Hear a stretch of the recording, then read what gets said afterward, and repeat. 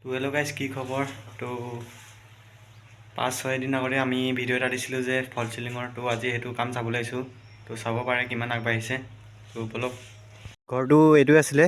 তো এতিয়া আমি ভিতৰত যাম, আপোনালোকক দেখাম চিলিংবোৰ কিমান কমপ্লিট হ'ল। তো চাব, এইটোতো দেখালোঁ, সেইটো ভিতৰত এইটো দেখালোঁ, এইবিলাক কমপ্লিট হ'ল।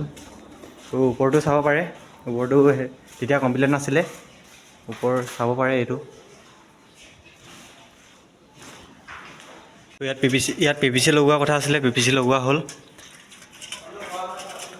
তো ডিজাইনটো বক্স হ'ল, 4চকীয়া বক্স হ'ল। তো চাৰিওফালে হৈছে 4চকীয়া বক্স। তো PVC লগোৱা হ'ল। ইয়াত এপাহ ফুল দিয়া হৈছে। চাব, ফুলপাহ এয়া ফিনিচিং মাৰি থকা হৈছে। এয়া আমাৰ মিস্ত্ৰী।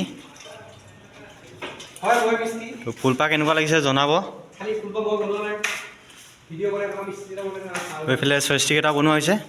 এইটো মন্দিৰ হয়,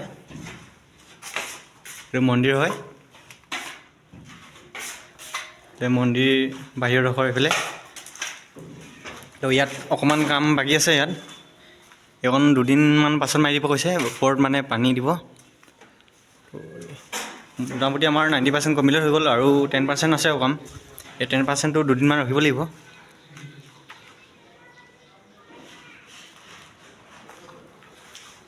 চাব পাৰে, এইটো ওপৰৰ পৰা আপোনাৰ এনেকৈ দেখায়।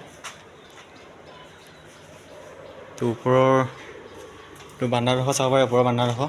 তো ৰাউণ্ডকৈ দিয়া হৈছে ডিজাইনটো। তো আপোনালোকৰ ঘৰত যদি কাৰোবাৰ চিলিং আৰু এলুমিনিয়াম কিবাকিবি ৰং চং যদি থাকে, কণ্টেক্ট কৰিব পাৰিব। অলপ কমতে কৰি দিয়া হ'ব।